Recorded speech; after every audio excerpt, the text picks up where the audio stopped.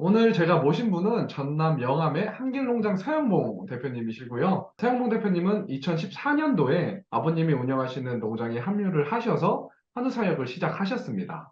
그 당시 농장 연수익이 연 3천만 원 정도 수준이었는데 2021년, 그러니까 7년 만에 연수익을 거의 3억 정도까지 8배 이상 성장시키셨고, 농장 거세후 평균 수치가도 620만 원 정도이던 걸 마리당 1,200만 원까지 거의 2배 정도 높이셨어요. 그리고 농민신문에 축산 달인으로 소개되신 적도 있고, 월간 축산에서 한우 분야 고수로 선정되신 이력도 있으십니다. 오늘 대표님이 말씀해 주실 내용은 속값이 폭락했던 2022년 한길농장의 경영 분석 자료고요.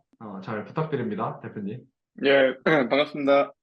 오늘 발표할 건 작년 2022년이죠. 저희 한길농장의 경영 분석을 좀 해보겠습니다. 작년 송아지 생산비를 계산해 봤는데 그 기준이 보통 우리가 임신을 하면 10개월 정도, 285일 정도 임신 기간이 되고 그리고 2달 정도 포유 기간으로 잡아요. 그래서 총 1년 12개월을 기준으로 잡았고 하루에 급여량이 평균 3.7kg 번식후 사료를 주고 조사료 같은 경우에는 자유급여를 했습니다. 그래서 번식후 펠렛 가격과 볏짚, 애뉴얼 가격을 계산해서 임신 후 사료비를 계산을 해보면 두당 142만 원 정도가 나왔고 그리고 송아지 사료비는 생후, 그러니까 태어나서부터 8개월령까지의 사료비를 계산한 건데, 보통 우리가 우시장에 한 7개월에서 9개월령 사이에 우시장에 출하를 하잖아요. 네. 영암 우시장 같은 경우에는 한 8개월령을 기준으로 출하를 하는데, 그 기준으로 했을 때 송아지 사료비가 92만 원 정도가 나왔습니다. 만만치 않네.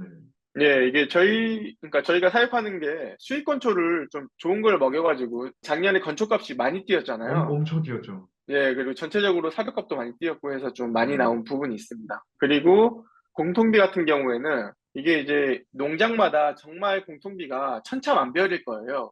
왜냐하면 그 농장에서 몇 명이 일하는지 인건비가 얼마인지가 다 다르기 때문에 공통비 부분 말하는 게 좀 뭐랄까, 그러니까 이걸 기준으로 삼으면 안 될 정도로 애매한 부분이 많은데 저희 농장을 기준으로 봤을 때 인건비 포함해서 한 마리당 38,500원이 소요가 되더라고요. 인건비를 빼면 만약에 인건비는 왜냐면 농장마다 다 다를 수 있기 때문에 그렇죠. 인건비를 빼면 주당 월 한 10,000원에서 15,000원 정도 든다고 보시면 돼요. 음, 어찌됐건 이제 저희 농장 기준으로 계산한 거기 때문에 공통비가 임신 기간 그 어미에게 들어가는 공통비와 송아지 육성 7개월에 들어가는 공통비를 다 했을 때 73만 원이 나왔습니다. 그러니까 핵심은 뭐냐면 8개월령까지 송아지 한 마리를 키우는데 들어가는 모든 비용이 주당 300만 원이 들었다는 거예요. 작년 2022년 영암 우시장 평균 송아지 가격이 숫송아지 같은 경우에는 395만 원이고 암송아지는 300만 원이 나왔는데 저희 농장에서는 이제 암송아지 나오면 본전인 거고 숫송아지 나와야 겨우 좀 돈이 벌리는 상황이고 그렇네요. 올해 1월, 2월 우시장 가격으로 기준을 내면 송아지가 태어날 때마다 마이너스라고 보시면 돼요. 왜냐면 그니까요. 예, 지난달 2월 달에는 뭐 술송아지도 비싸면은 뭐 300, 350, 그렇죠. 400까지 받고 암송아지 같은 경우에는 200만 원 언저리로 이렇게 왔다 갔다 하는 걸로 맞습니다. 알고 있는데 그만큼 이제 상황이 좀 안 좋아졌다는 음, 그 얘기겠죠. 다음으로 저희 농장의 거세우 성적입니다. 작년 2022년 총 출하 두수가 거세우가 32두 출하했고요. 평균 출하 개월령이 30.5개월이 나왔고 생체중이 829kg, 도체중이 512kg, 육량지수가 61.7%, 등지방이 13.8, 그리고 등심 단면적이 110.8, 그리고 근내지방이 7.5, 평균 경락 단가는 23,520원이 나왔고 수치가는 약 1,200만 원이 나왔습니다. 작년에 성적이 생각보다 잘 나왔고요. 그리고 경락 단가도 작년에 거세우 가격이 10월 달 이후부터 좀 지기 시작을 했어요. 네, 근데 이제 맞아요. 10월 이후에 출한 개체가 별로 없어가지고 그래도 그나마 좀 선방을 했던 부분이 있습니다. 저희 농장의 작년 거세우 생산비를 보면 거세우에게 급여하는 사료가 두 가지가 있어요. A그룹은 펠렛 사료로, 그러니까 알 사료로 비육을 하고 또 B그룹은 TMF 사료로 비육을 해요. 펠렛 사료 같은 경우에는 주당 거세우 사료비가 8개월령, 거세 시점, 8개월령부터 출하 시점까지를 말하는 사료비입니다. 사료비가 310만 원 정도 나왔고 TMF 같은 경우에는 두당 440만 원이 나왔습니다. 그러니까 보면 펠렛 사료가 TMF보다 한 120, 30만 원 정도 네, 그렇네요. 저렴하다고 보시면 되고, 이걸 평균으로 따졌을 때는 두당 평균 사료비가 378만 원 정도가 나왔습니다. 그래서 작년에 거세우 평균 사료비랑 공통비랑 그리고 아까 계산했던 송아지 생산비를 전부 다 합쳐주면 거세우 한 마리를 키우기 위해서 들어간 생산비가 음, 775만 원 정도가 나오고 작년 기준으로 수치가가 1,200만 원 받았으니까 거세우 한 마리 출하할 때마다 약 430만 원의 수익이 났다고 보시면 되겠습니다. 작년까지는 좋았습니다, 상황이. 대표님, 질문이 있는데요. 예, 이거 거세우 사료비 비사 이제 펠렛 사료라고 적어주셨는데 네. 376만 원이 이 금액에 별도로 그 건초 가격이 포함이 된 건가요? 아니면 빠진 건가요? 포함된 가격이에요. 아, 포함된 가격이에요?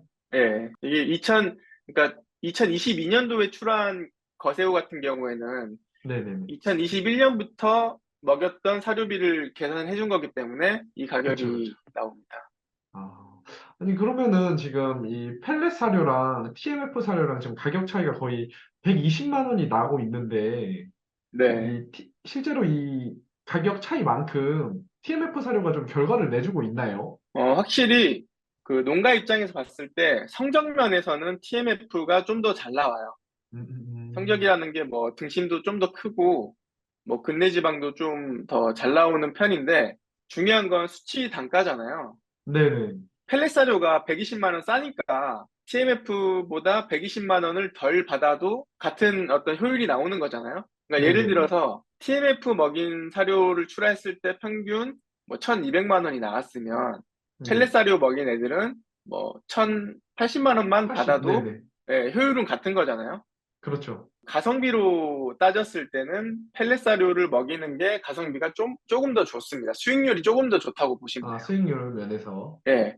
근데 이게 절대적인 값이 아니기 때문에, 왜냐면 올해 같은 경우에는 지금 속값이 많이 져서 상황이 좀 바뀌었는데, 속값이 졌는데 고급육 속값은 상대적으로 덜 지고 등급이 낮은 저등급 속값은 많이 졌잖아요. 예, 맞아요. 그런데 펠릿 사료 같은 경우에는 아무래도 TMF보다 성적이 덜 나오기 때문에 올해 만약에 이걸 또 계산을 해보면 수익률이 또 달라질 수 있거든요. 아, 그렇네. 예, 근데 평균적으로 봤을 때, 이때까지 제가 뭐 2014년부터 작년까지 평균적으로 봤을 때는 가성비 면에서는 펠렛 사료가 조금 더 좋았습니다. 음. 주당 한 3, 40만 원 좀 더 벌었던 것 같아요.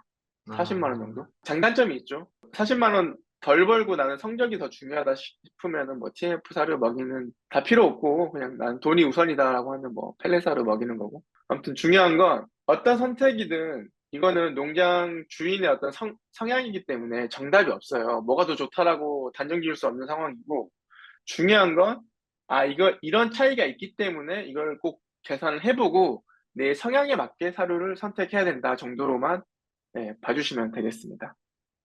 진짜 명확하게 정리해 주신 것 같습니다. 사료 선택에 있어서 답은 없지만 이 정도는 계산해보고 결정해라. 네. 음. 보시면 이제 작년 2022년 저희 농장 거새우들 성적을 전체적으로 이제 나열한 건데 평균 도체중 512kg, 등심이 111, 근내 지방이 7.5. 이게 보면 2022년 기준으로 전국 그 도체중은 상위 0.5%에 들었고 등심은 평균 뭐 0.1% 들었고 그리고 근내 지방도 0.5% 들어서 이게 성적으로만 보면, 거세고 성적으로만 보면, 그래도 전국에서 많이 높게 나왔다 정도 보시면 되는데, 추라도 수가 30도밖에 안 되기 때문에, 이게 뭐, 딱히 어디 가서 이거를 말하기도 좀 부끄러운 상황이기도 합니다. 그냥 아유, 이거는 이제, 30도면, 아유, 적지 않죠. 그냥 자기 만족으로만 그냥, 기록을 해뒀습니다. 아니, 이게 지금, 뭐, 예. 다른 것들도 성적이 다 엄청 좋긴 한데, 등심이 지금 보면은 111로 거의 전국 0.1% 수준이잖아요. 등심 따로 크게 키우시는 비결 같은 게 있나요? 뭐, 사양관리 형식이나. 따로 뭐, 하는 건 없는 것 같은데, 네네. 개량이 좀 이런 등심이 커지는 쪽으로 잘 되지 않았냐가 첫 번째고, 두 네네. 번째는 이제 지금 저희 농장에서 먹이고 있는 TMF 사료가 다른 농장들을 봤을 때도 등심이 좀 상대적으로 크게 나오더라고요. 그 TMF를 먹인. 아, 사료적인 예. 좀 특성도 있다. 예, 그 네. 특성이 두 가지가 이제 좀 시너지가 맞아서 잘 나오지 음, 않았나 싶습니다. 제가 2014년도에 농장에 첫 왔을 때부터 작년까지 거세우 성적을 기록을 했는데 저희 농장이 절대 처음부터 이렇게 잘 나온 농장이 절대 아니었어요. 2014년도 보시면 진짜 426kg, 평균 426kg가 나왔습니다. 그리고 그때는 이제 뭐 전체적인 소 가격도 안 좋아서 네. 수치가도 600만 원밖에 못 받았는데 보시면 내려와서 한 3년 동안은 계속 제자리 걸음이었어요. 왜냐하면 내려와서 바로 이게 할 수 있는 것도 없고 아는 것도 없었고 안다 해서 바로 바꿀 수 있는 상황도 아니었기 때문에. 근데 이제 보시면 2017년부터 서서히 오르기 시작을 합니다. 꾸준한 어떤 노력 끝에 작년같이 좀 좋은 성적이 나왔다고 생각을 하고 있습니다. 그러니까 목표를 가지고 노력하면 누구든지 할 수 있는 기록이라고 생각을 합니다. 저희 그 영암군 한우 경영인회에서 사실 ROA 분석이라고 우리가 보통 기업 분석할 때 쓰는 그 분석 방법인데 이거를 한 번씩 꼭 계산을 해봐요. 근데 이게 기업에서 쓰는 어떤 방식이긴 하지만 그 공산품을 만드는 그리고 서비스를 하는 기업과 또 축산업의 어떤 특성이 다르기 때문에 그러니까 이 분석이 정석으로 한 분석은 아니지만 이 정도는 해줘야 우리가 어떻게 운영을 하고 있는지 농장을 잘 하고 있는지는 알 수 있기 때문에 최소한의 어떤 데이터들만 좀 담아봤는데요. 보시면 유체동산이 우리가 키우는 소들의 가격을 매겨가지고 지금 예를 들어서 작년 경우에 저희 농장의 연말 두수가 총 237두였는데 이 개월별로 몇 두 있는지 다 개체수를 세고 평균 가격, 작년 시장 가격을 대입을 해줍니다. 그래서 나온 저희 농장의 총 유체동산, 그러니까 소 자산의 가격이 10억 정도가 나왔고요. 그리고 부동산 같은 경우에는 저희가 이제 축사가 좀 동이 좀 여러 개로 나눠져 있어요. 그 축사를 지었을 때 당시 들어갔던 비용을 다 더해주고 그리고 농장에서 쓰고 있는 장비를 더해주면 작년 기준 저희 농장의 부동산 재산 가격이 10억 정도 나왔습니다. 두 개 합치면 한 21억 정도 되고요, 총 자산이. 그리고 매출 같은 경우에 작년에는 출하 주수가 별로 없어가지고 좀 약간 저조해요, 매출이. 그래서 암소와 거새우 출하를 해서 다 더한 가격이 매출이 5억 6천이 나왔고, 음, 매입은 소를 키우면서 들어가는 뭐 사료비부터 해서 뭐 수정료, 약품, 농장에서 쓰는 뭐 기타 용품들, 그리고 생산비, 인건비 모두 다 합쳐가지고 4억 9천만 원을 지출을 했습니다. 지금 말한 그 데이터를 가지고 이제 ROA를 구하는데 ROA는 그 구하는 공식이 있기 때문에 여기서 이제 나온 숫자들 그냥 대입만 해주면 돼요. 그래서 저희 농장의 한길 농장의 작년 기준 자산 총 합계는 21억 정도가 나왔고요. 그리고 매출 총이익 그러니까 총 매출과 총 지출을 빼준 거죠.는 7천만 원이 나왔고 그 유체동산 가간부는 뭐냐면 이게 소라는 게 어떤 애는 더 늘어날 수도 있고 줄어들 수도 있잖아요. 작년 기준으로 했을 때 재작년이랑 비교해가지고 연말 기준 17두가 증가를 했더라고요. 그러면 그 17두가 어찌됐건 자산으로 증가한 부분이기 때문에 그걸 또 플러스를 해줍니다. 그렇게 되면 영업이익이 1억 6천만 원이 나오고 여기서 이자, 그러니까 우리가 소와 지금 부동산에 들어가는 그 자산에 들어가는 대출 이자 같은 게 있을 거 아니에요. 네네. 근데 이거 같은 경우는 이게 좀 이제 말하기가 애매한 부분이긴 한데 우리가 이걸 계산할 때 사실 농장에 우리 가지고 있는 부채를 사람들한테 말하는 게 좀 약간 꺼려지는 부분이 있잖아요. 그렇죠. 그래서 네, 조심스럽죠. 부채에 대한 이자를 계산해주면 자기 농장의 부채가 드러나기 때문에 저희 모임에서 이제 일률적으로 그냥 그럼 총 자산에 대한 이자를 3% 적용해서 이거를 빼주자라고 해서 이자 비용을 마이너스를 해주면 단기 순이익이 9,600만 원이 나옵니다. 그러면 저희 농장의 ROA는 4.54%가 나오게 되겠습니다. 좀 복잡하죠. 이게 지금 제가 정말 러프하게 설명을 한 거고, 제가 이제 만들었던 강의를 보시면 좀 자세하게 나왔는데, 스스로 농장의 어떤 자산을 다 더해보고, 계산을 해보면, 한 번 정도 해보면, 이게 어떤 식으로 돌아가는지 흐름이 파악이 될 거예요. 그래서 꼭 농장 운영하시는 분이라면, 자신 농장의 자산을 파악을 하고, 매출 매입을 한번 계산을 해봐서, ROA를 구하는 것을 추천드립니다. 아마 이런 자료 지금 처음 보신 분들은 깜짝 놀라실 거예요. 와, 한우 농장 이렇게 운영하는 분들이 계시는구나 하고 깜짝 놀라실 예, 것 같아요. 이렇게 빡세게 해야 됩니다. 우리 지금 많이 힘들잖아요. 한우 키우시는 분들.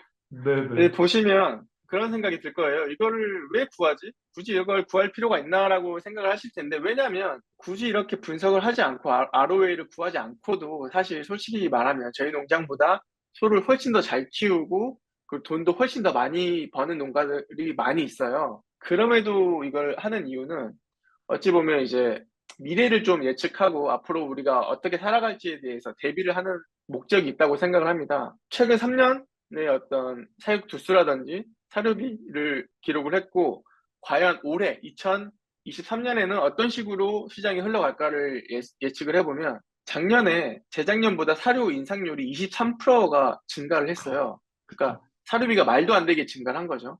왜냐면 전 세계적으로 좀 약간 그런 인플레이션이 좀 있었고, 그리고 사료비가 곡물가가 계속 상승을 했던 영향이 있던 것 같고, 그렇다면 올해는 과연 사료비가 상승할까? 아니면 떨어질까? 사실 누구도 잘 모르잖아요. 어떻게 될지는. 그래서 작년보다는 안 오르겠지라는 어떤 좀 희망적인 예상을 해서 10%만 인상을 했습니다. 그렇게 되면 작년에 저희 농장에서 3억 8천만 원의 사료비를 썼어요. 근데 여기서 10%가 증가하면 4억 2천만 원이 예상이 되는 거죠. 그렇게 했을 때 우리 농장의 올해죠, 2023년 수익이 대략적으로 계산이 됩니다. 다시 한번 정리를 해보면, 그러니까 2022년 작년의 사료비와 사육 두수를 가지고 올해를 예측을 하는 겁니다. 그렇게 되면 올해 2023년 우리 농장이 얼마 벌 수 있을까 대략적으로 계산이 가능한데, 지금 사료비는 올랐지만 고기값은 많이 떨어졌잖아요. 작년 같은 경우에 2022년에는 저희 농장이 평균 23,520원을 받았습니다. 근데 올해는 그 고기값이 많이 떨어졌어요. 그렇기 때문에 18,800원으로 예상을 하고 있습니다. 평균 받을 지육 단가를.